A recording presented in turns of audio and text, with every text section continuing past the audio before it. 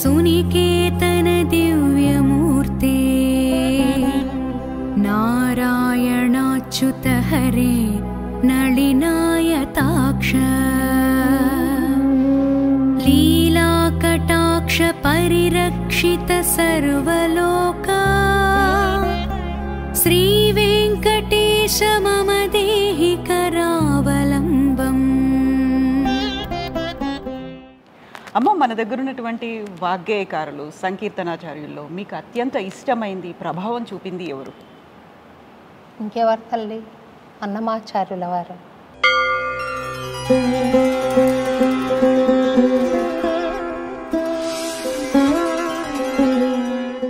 అంత ఇష్టమేందమ్మా మీకు అన్నమయ్య మీనా, అంత ఇష్టమేందమ్మా మీకు. బాగా అడిగావు. మే 23 అన్నమయ్య జయంతి ఉంది కదా, ఉదయం 7 గంటలకు ట్యాంక్ బండ్ మీద మనం ఉత్సవం చేస్తాం కదా, ఆ ఉత్సవానికి రా తప్పకుండా. అందరికీ చెప్తాను సమాధానం. మే 23వ తారీఖు ఉదయం 7 గంటలకి అందరూ తప్పకుండా రండి ట్యాంక్ బండ్ దగ్గరికి. చక్కగా అందరం అన్నమయ్య జయంతిని జరుపుకుందాం. మీరందరూ కూడా మే 23న ఉదయం 7 గంటలకి ట్యాంక్ బండ్ మీది అన్నమయ్య విగ్రహం వద్దకు దయచేయండి. సంకీర్తనలు విందాం, సందేశాలు విందాం, ప్రసాదాలు తిందాం, స్వామికి హ్యాపీ బర్త్డే చెప్దాం. 1 2 3 4. గురుడవు నీవే సుమ్మి కుమతినైనా నాకు సరవి బ్రహ్మోపదేశము సేసితి. గురుడవు నీవే సుమ్మి కుమతినైనా నాకు సరవి బ్రహ్మోపదేశము సేసితి. పరమ బంధుడవైనా పరికింప నీవే సుమ్మి, పరమ బంధుడవైనా పరికింప నీవే సుమ్మి. వరుసనే చెడకుండా వహించుకొంటివి. గురుదేవా సద్గురుదేవా, గురుదేవా సద్గురుదేవా, గురుదేవా సద్గురుదేవా, గురుదేవా గురుదేవా గురుదేవా. తాళ్ళపాకన్నమాచార్య దైవమవు నీవు మాకు. వేళమే శ్రీహరిగణే వెరవాన తిచ్చితివి. తాళ్ళపాకన్నమాచార్య. గురుదేవా నమోస్తుతే, గురుదేవా నమోస్తుతే, గురుదేవా నమోస్తుతే, గురుదేవా నమోస్తుతే. ఏం అడుగుతారు, ఏం వేడుకుంటారు? ఊరికే నమస్కరిస్తారా, లేకుంటే అంతకు మించి ఇంకేదైనా ఉంటుందా? సర్వాంతర్యామి అయిన భగవంతుడికి నా గురించి తెలీదా? ఇన్ని రకాల పూజలు ఇవన్నీ ఎందుకు చేస్తున్నాం మనం? సంస్కారం అనేది ఒకటి ఉంటుంది, తెలుసుకునే సత్యం ఒకటే ఉంటుంది. వెళ్ళి తిరుపతికి వెళ్ళండి, గుండు కొట్టించుకుని వెంకటేశ్వర స్వామిని అందరినీ తోసేసి ఒకసారి దర్శనం చేసుకొని గోవిందా అని బిగ్గరగా వచ్చేసి రండి అని ఆయన చెప్పలేదు. ఇన్ని అన్నమాచార్య సంకీర్తనలో ఇప్పుడు 15,000 ఉంటే 15,000 మీరు కీర్తించారా? అవన్నీ కష్టం తల్లి. నేను ఆయన అన్నమయ్య ఏం చేశారంటే, దారిలో పోతూ ఉంటాడు, చిచ్చి నరుల దేటి బతుకు అని పాడేస్తాడు. నా గురించి కాదు నేను ఆలోచించుకునేది, అందరి గురించి ఆలోచించాలి, అందరి మంచి గురించి ఆలోచించాలి అని ఏ సమయంలో అనిపించింది? మొదల నుండి కూడా కపిల తీర్థం అని ఒక ప్లేస్ ఉంది తిరుపతిలో. అక్కడ నమ్మాళ్ళవారి టెంపుల్లో ఒక అనుభూతి కలిగింది. ఓన్లీ అన్నమాచార్య ఎందుకు మిమ్మల్ని అంతలా ఆకర్షించాడు, అటువైపు మీరు వెళ్ళేలా చేసింది ఎందుకు? విజాతులన్నీ వృధా వృధా, అజామిళాదుల కదియే జాతి. నమస్తే, నేను Kavitha. Welcome to iDream. మన పురాణాల ప్రకారం నవవిధ భక్తి మార్గాలున్నాయి భగవంతుణ్ణి చేరుకోవడానికి. అందులో అత్యంత ముఖ్యమైనది, ప్రాముఖ్యత కలది కీర్తనం. సంకీర్తనం అనగానే మొట్టమొదటిగా మనకు గుర్తొస్తారు సంకీర్తనాచార్యులు, పదకవితా పితామహులు అన్నమాచార్య. ప్రతి సంవత్సరం వైశాఖ పౌర్ణమి రోజు అన్నమాచార్య జయంతి జరుపుకుంటారు. ఈ సంవత్సరం 615వ జయంతిని మే 23న జరుపుకుంటున్నాం. అన్నమాచార్య అనగానే అన్నమాచార్యకు సంబంధించి చేసినటువంటి కృషితో మన ముందు ఉన్నారు శోభారాజు గారు. శోభారాజు గారు, నమస్కారం అమ్మా. నమస్కారం తల్లి. 616. గత సంవత్సరం 615 జరుపుకున్నాము. Okay, I will correct myself అమ్మ. అయితే అమ్మ, నేను ఇక్కడికి ఫస్ట్ అన్నమాచార్య భావనా వాహిని అన్నమయ్యపురం చేరుకున్న వెంటనే మీరు లోపలికి వచ్చారు. వచ్చిన తర్వాత వెంకటేశ్వర స్వామి దర్శనం చేసుకున్నారు. ఏం అడుగుతారు, ఏం వేడుకుంటారు? ఊరికే నమస్కరిస్తారా, లేకుంటే అంతకు మించి ఇంకేదైనా ఉంటుందా? కనెక్షన్ అనేది ఏంటి అసలు? వెంకటేశ్వర చిప్ అనేది అన్ని కంప్యూటర్స్, అంటే నువ్వు ఒక కంప్యూటర్, నేను ఒక కంప్యూటర్, అతను ఒక కంప్యూటర్, ఇట్లా అందరు కంప్యూటర్సే కదా. అవును కదా. ఆ ప్రతి కంప్యూటర్లో వెంకటేశ్వర స్వామి చిప్ ఉంటుంది. అయితే ఆ కంప్యూటర్కి స్వామికి కనెక్షన్ ఉండాలి. అంటే ఎలాగైతే ఇప్పుడు ఆ బల్బ్ ఉంది, వెలుగుతోంది కదా, స్విచ్ చేస్తే వెలుగుతుంది. అంటే ఆల్రెడీ కనెక్షన్ ఉంది, మనకు స్వామికి కనెక్షన్ ఉంది. ఆ స్విచ్ చేసుకునే ప్రయత్నం చేస్తాను తల్లి స్వామి దగ్గరికి వెళ్ళాక.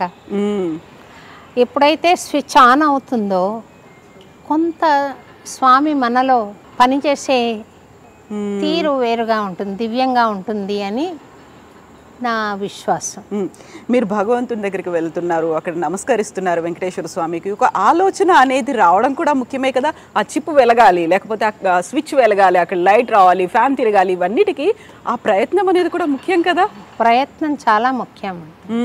మన దగ్గర ప్రయత్నం ఉంటేనే దైవానుగ్రహం తోడై అది పని విజయవంతం అవుతుంది. లేకపోతే ప్రయత్నం చేయకపోతే ఈ స్విచ్ వేయడం అన్నదే ప్రయత్నం. ఆ ప్రయత్నంగా స్వామిని లోపలికి ఆహ్వానించుకుని, నీ శక్తి ద్వారా నేను మంచి చేయాలి స్వామి, సమాజానికి పనికొచ్చే పని చేయాలి, అది దివ్యంగా ఉండాలి. అంతే కదా. సాటి మనిషి మీద స్వార్థంతో మనం ఇష్టం వచ్చినట్టుగా ప్రవర్తించడం కానీ, వాళ్ళకు నొప్పి కలిగే విధంగా ప్రవర్తించడం కానీ చేయకుండా ప్రశాంతంగా సమాజానికి పనికొచ్చే పని చేయని అని ప్రార్థన చేస్తాను. ఒక వేడుకోవడం అనేది అలా అని చెప్పి ముందర కోరేదాన్ని తల్లి. అంటే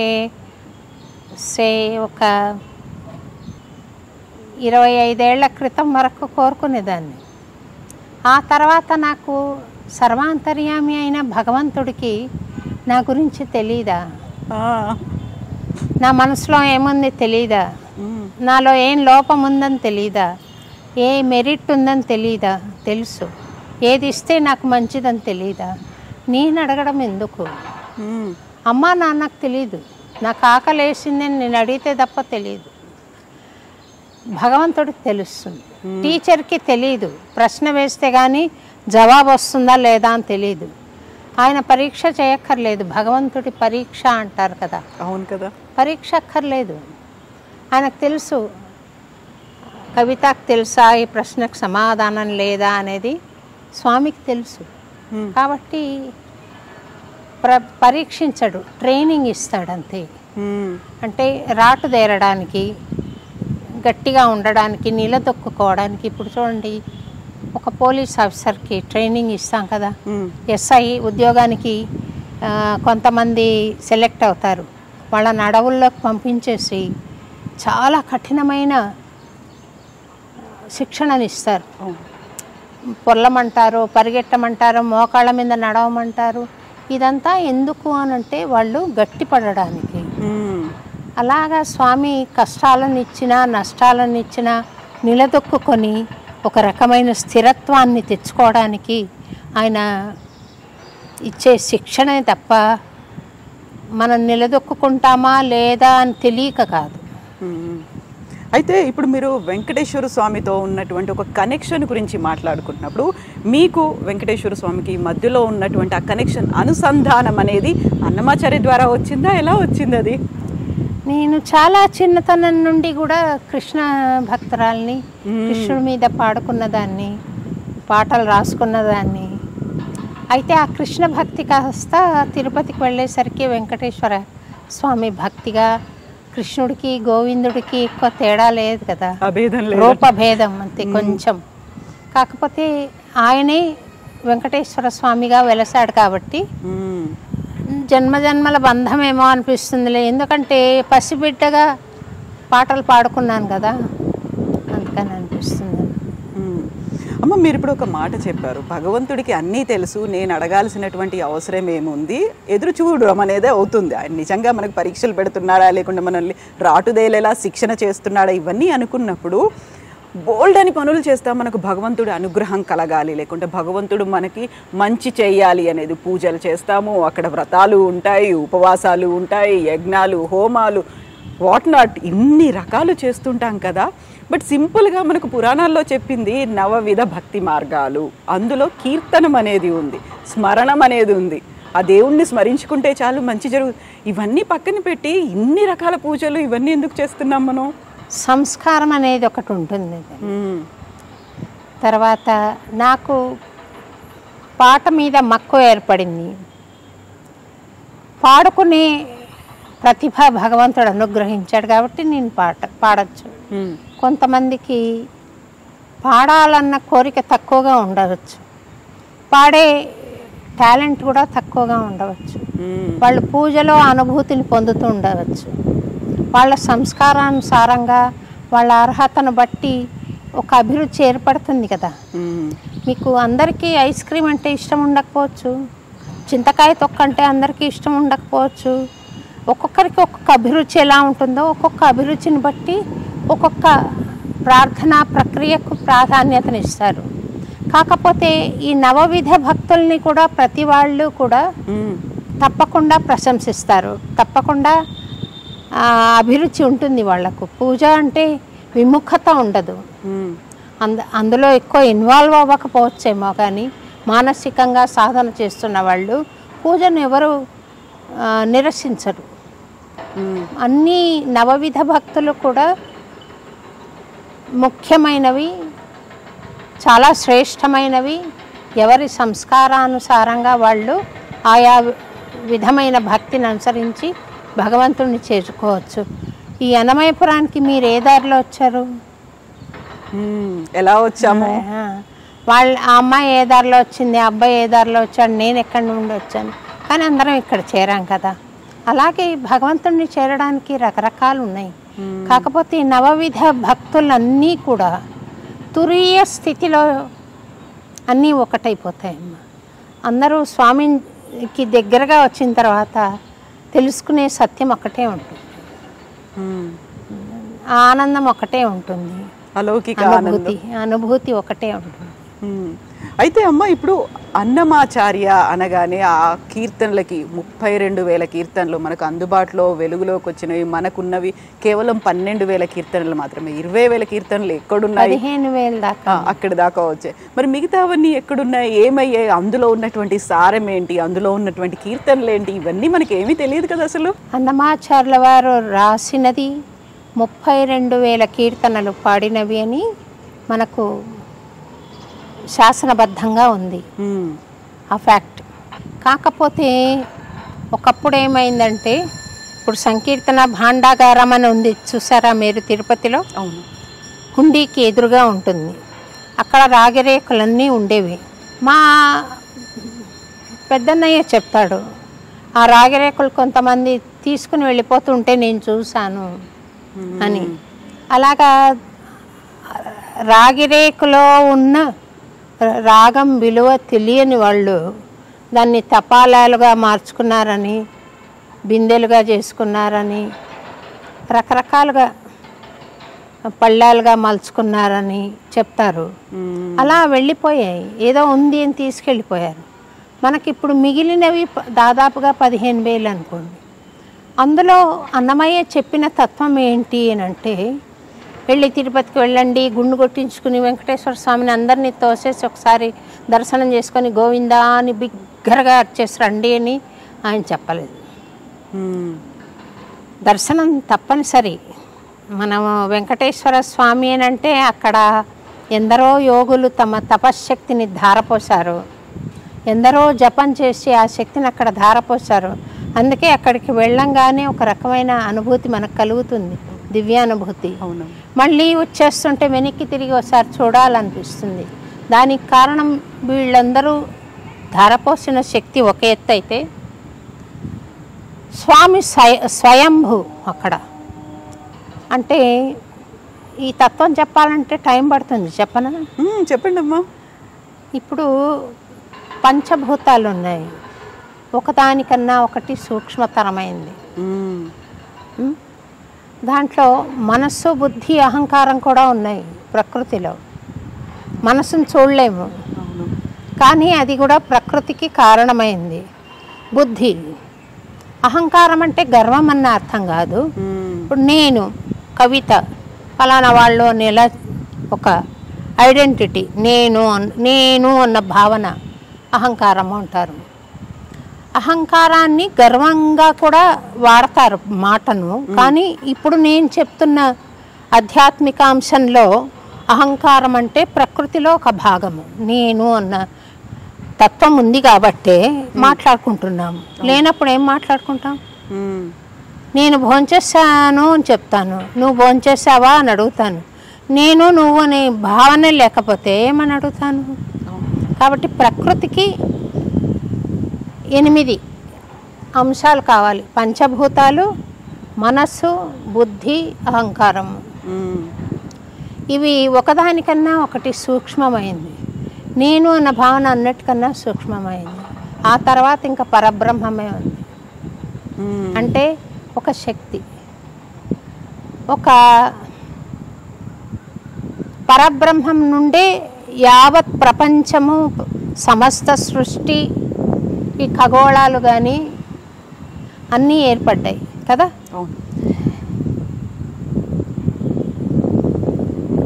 ఇప్పుడు భూమిని మనం కళ్ళతో చూడగలుగుతున్నాం, ఆకాశాన్ని చూడగలుగుతామా? మనస్సును చూడగలుగుతామా? బుద్ధిని చూడగలుగుతామా? అహంకారాన్ని చూడగలుగుతామా? లేదు కదా. అంటే అది ఒకదానికన్నా ఒకటి సూక్ష్మతరం అవుతూ పోయింది. చూడు, భూమి చాలా సాలిడ్గా ఉంది, చూడగలుగుతాం మనం. అగ్ని చూడగలుగుతున్నాం, నీటిని చూడగలుగుతున్నాం. ఆకాశం సూక్ష్మమైపోయింది, గాలి సూక్ష్మమైపోయింది. ఆ తర్వాత అన్నీ సూక్ష్మమవుతూ వచ్చాయి, మనసు, బుద్ధి, అహంకారం. ఇలా సూక్ష్మతరం అవుతూ వచ్చి చివరికి మిగిలింది పరబ్రహ్మము, అతి సూక్ష్మము. దాన్ని ఈ చర్మచక్షులతో చూడలేము, అది అనుభూతిలోకి రావాల్సిందే. చర్మచక్షులతో చూడాలనుకుంటాం కాబట్టి విగ్రహం పెట్టాము. అలాగా భక్తుల కోసం అని చెప్పి ఆ పరబ్రహ్మము ఒక ఆకారం తీసుకుని అక్కడ సాకారంలోకి వచ్చింది అని ఆలోచన ఒకటి. తర్వాత ఈ యోగులు ధారపోసిన తపశ్శక్తి, ఇదంతా కలిపి ఒక గొప్ప ఎనర్జీ ఫీల్డ్ అక్కడ ఉంది. వెంకటేశ్వర స్వామి రూపంలో ఆయనను చూసినప్పుడు తన్మయత్వం కలుగుతుంది. కారణం ఇది. ఒక ఆకారానికి అలవాటు పడ్డవాళ్ళు, ఇప్పుడు చిరంజీవి వచ్చాడు హఠాత్తుగా, ఎలా పరిగెత్తారు పిల్లలు, చిరంజీవి వచ్చాడు అని పరిగెత్తారు, ఒక ఎగ్జైట్మెంట్ వస్తుంది. అది భౌతికం. ఇది సూక్ష్మతరమైంది, అనుభూతి పరంగా సాగే ప్రక్రియ ఇది. ఆ స్వామిని చూసినప్పుడు సూక్ష్మంగా మనకు కలిగే ఆనందానుభూతి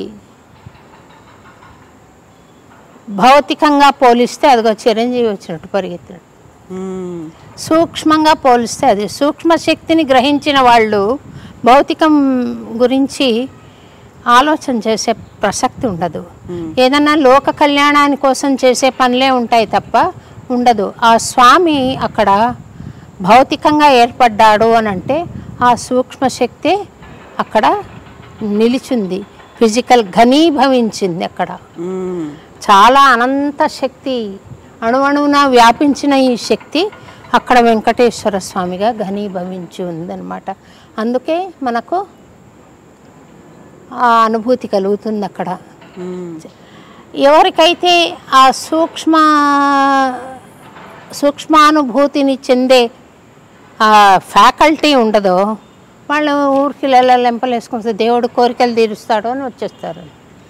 ఎవరైతే ఈ సూక్ష్మానుభూతిని పొందగలిగిన ప్రక్రియ ఉండేవాళ్ళు అక్కడ నిలబడతారో వాళ్లకు ఆ దర్శనం వేరేగా గోచరిస్తుంది తల్లి, ఆ వేరే అనుభూతిని ఇస్తుంది.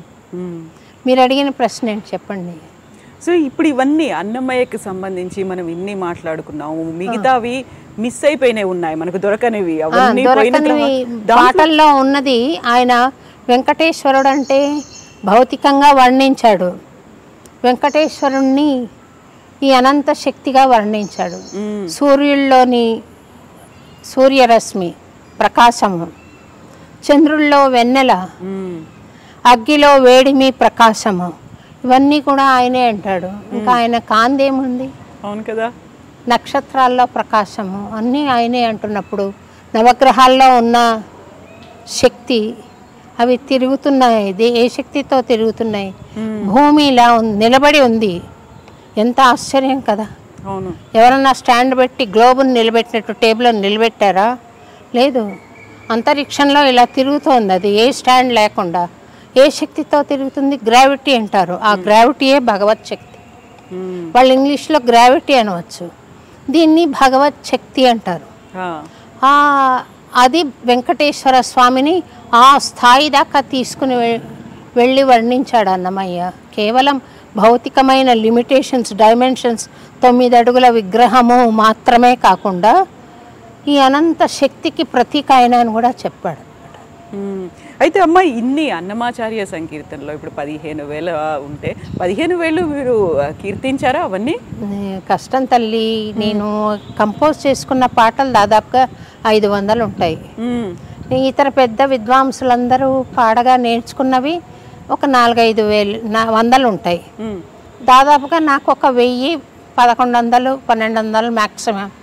అన్ని వేలు ఒక జీవితంలో. ఆయన అన్నమయ్య ఏం చేశారంటే దారిలో పోతూ ఉంటాడు, ఎవరో రాజును ఆశ్రయించి బతిమిలాడుతూ ఉంటాడు, నాకు అజ్జయ్ ఇజ్జయ్ అనేది సీన్ చూశారనుకో, ఎవరినన్నా పై అధికారిని ఆశ్రయిస్తున్నామని, చిచ్చి నరుల దేటి బతుకు అని పాడేస్తాడు. ఇది పల్లవి. చిచ్చి నరుల దేటి బతుకు అన్నది పల్లవి. అలా పాడేస్తాడు, వెళ్ళిపోతాడు. అందుకే ఆ పాటలు ప్రచారం కాలేదు. వాటిని ప్రచారం చేయమన్నప్పుడు మేము వాటికి మెట్లు కట్టుకొని, మనకు లభ్యంలో లేవు, ట్యూన్స్ లభ్యంలో లేవు. అవును. ఆ ట్యూన్స్ని మేమేం చేయాలి?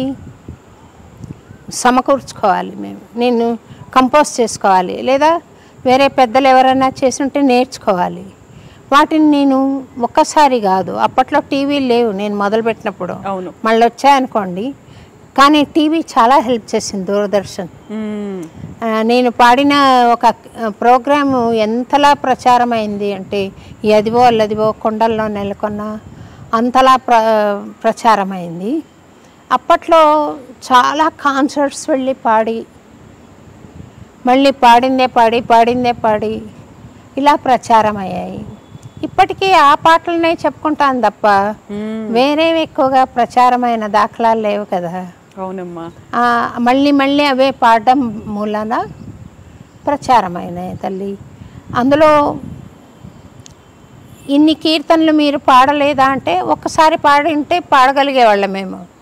మళ్ళీ అది కంపోజ్ చేసుకోవాలి, అదే పాడాలి, ఎన్నోసార్లు రిహార్సల్స్ చేయాలి, ఆర్కెస్ట్రాతో నేర్పాలి, 10 మందికి స్టూడెంట్స్కి నేర్పాలి.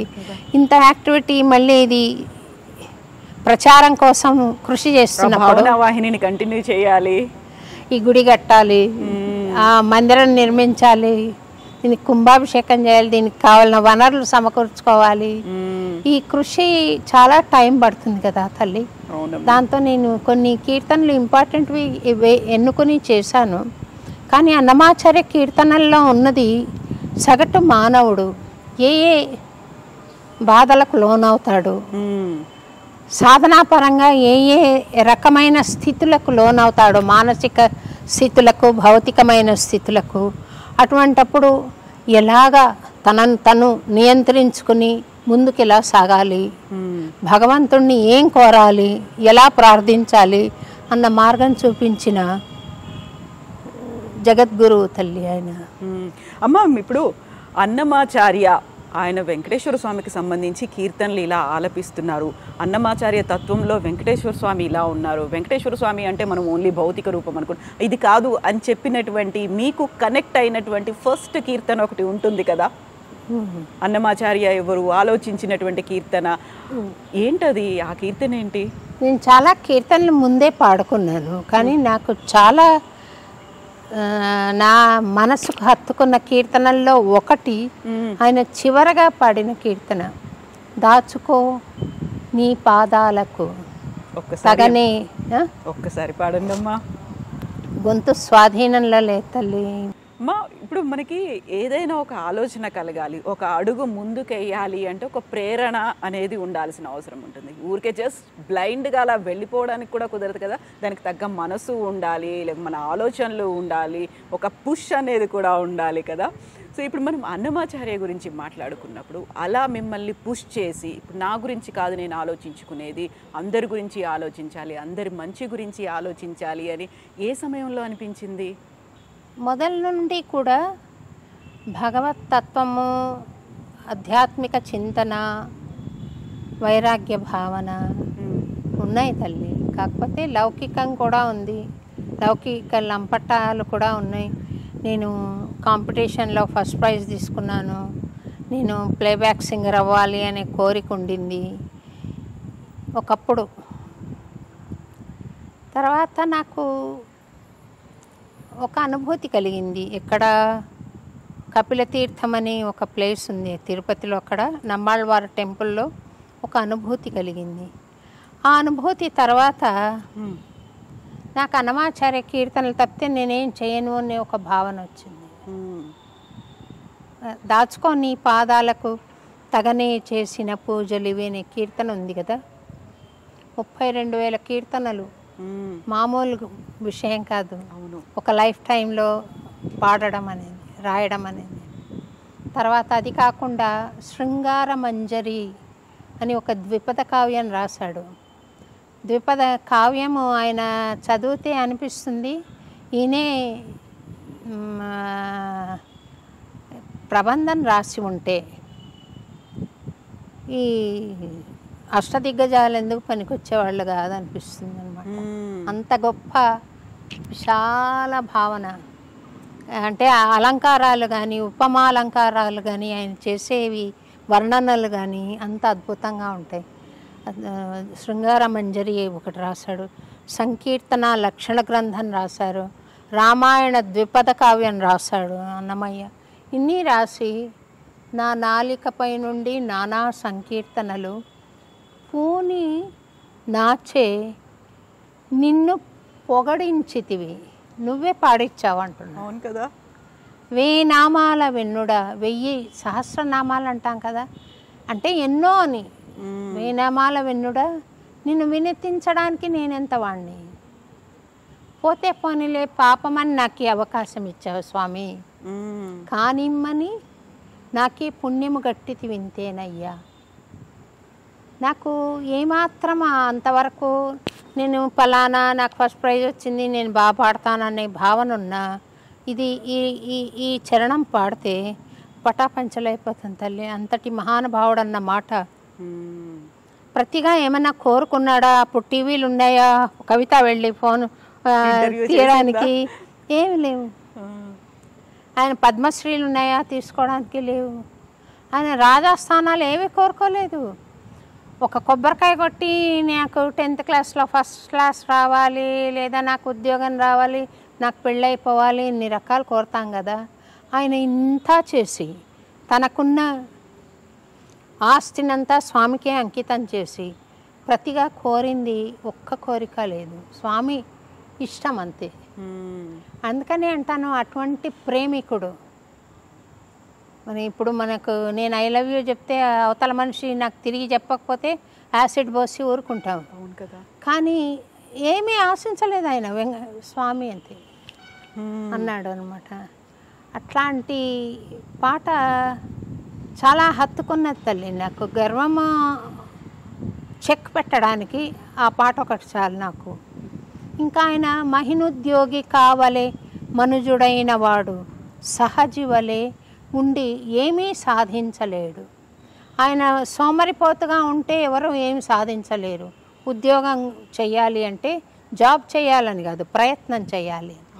మహిని ఉద్యోగి కావలే మనుజుడైన వాడు, మనిషి అయిన వాడు ప్రయత్నం చేయాలి. ఇందాక నువ్వు అన్నావు ఏదో ఒక ప్రయత్నం ఉండాలి కదా అని, ప్రయత్నం చెయ్యాలి అని ప్రోత్సహించాడు. కర్మను చెయ్యాలి, కర్మకు దైవానుగ్రహం తోడైతేనే విజయవంతం అవుతుంది అని. మీ ప్రశ్న జవాబు ఇదేనా లేకుంటే ఇంకేదన్నా అడిగారా? అంతే అమ్మ. పుష్ చేసింది ఏంటి ఆ ప్రయత్నం? మీరు ఇటువైపు వెళ్ళాలి, లేకుంటే నా గురించి నేను వేడుకోవడం కాదు, అందరి గురించి సర్వే జనా సుఖినో భవంతు అన్నట్టుగా అనడానికి కారణము ఎవల్యూషన్ అంటారు కదమ్మా. అది ఆధ్యాత్మికంగా నాకు పరిణతి చెందుతూ వచ్చాను. రెండోది అన్నమయ్య కీర్తనలు నన్ను గైడ్ చేస్తూ కూడా వచ్చాయి.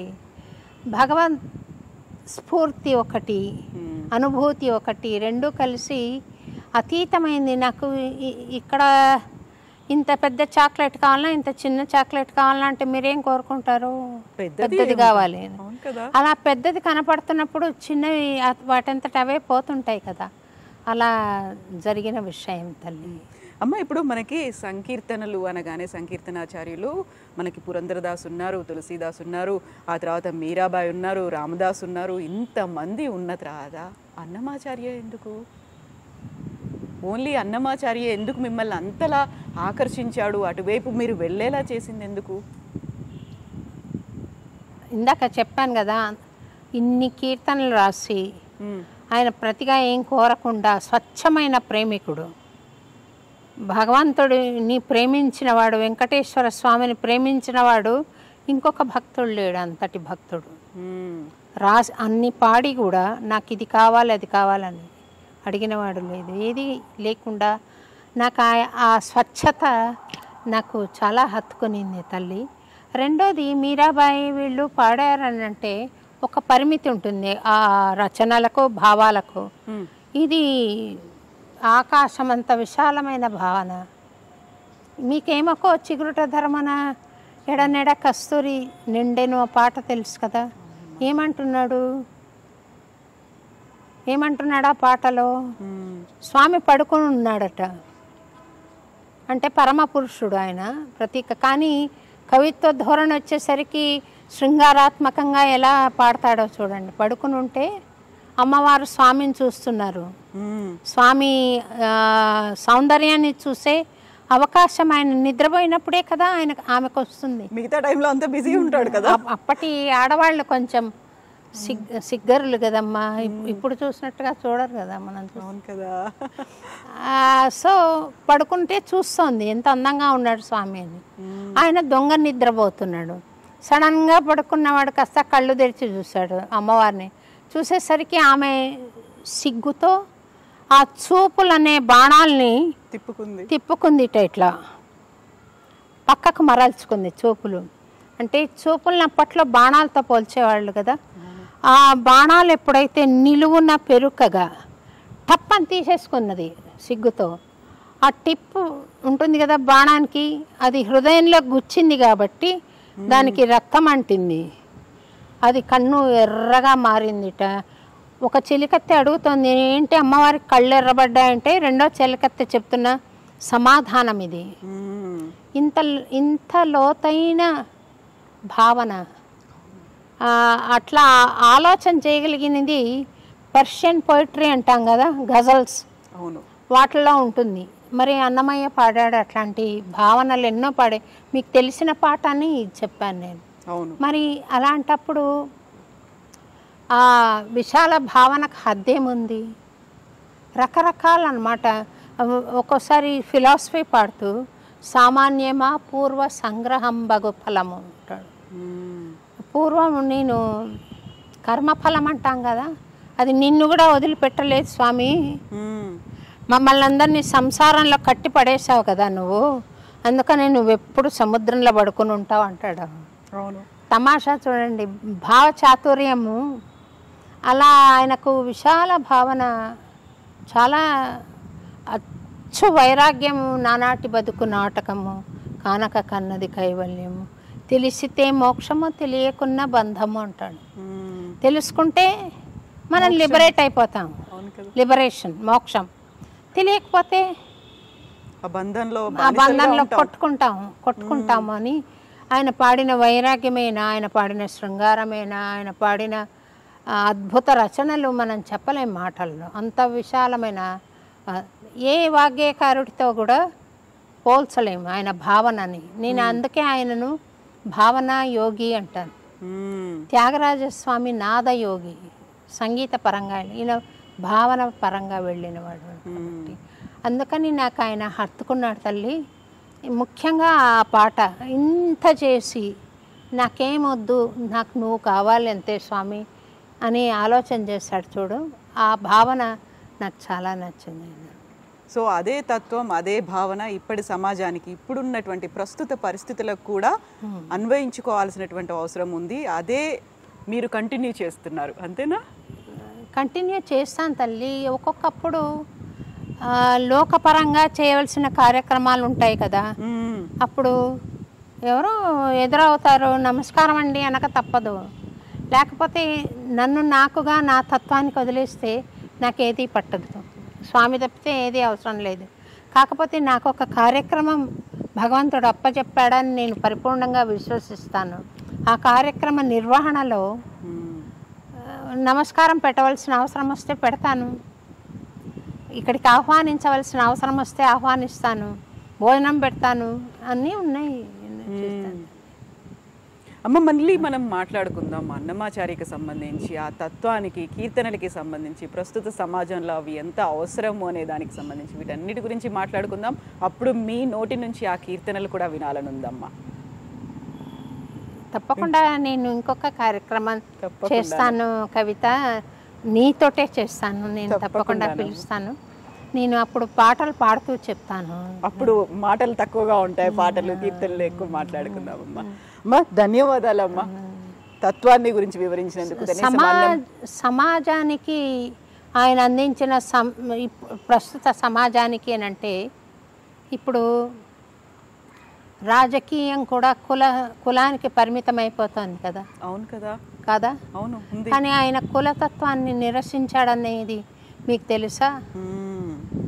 కులతత్వాన్ని పరిపూర్ణంగా విజాతులన్నీ వృధా అజామిళాదులకు అది ఏ జాతి, జాతి భేదములు శరీర గుణములు.